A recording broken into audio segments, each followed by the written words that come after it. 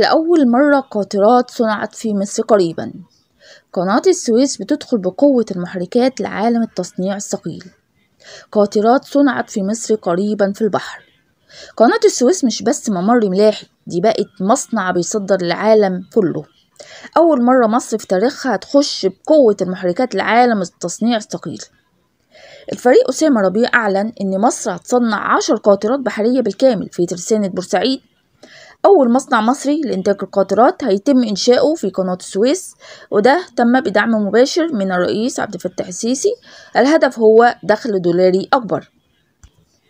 هيئة قناة السويس دخلت عالم الخدمات البحرية المتكاملة: تموين سفن في الشمال والجنوب، وخدمات إنقاذ وصيانة وإسعاف بحري للطواقم وتزويد وقود، و10 خدمات جديدة لأول مرة في تاريخ قناة السويس.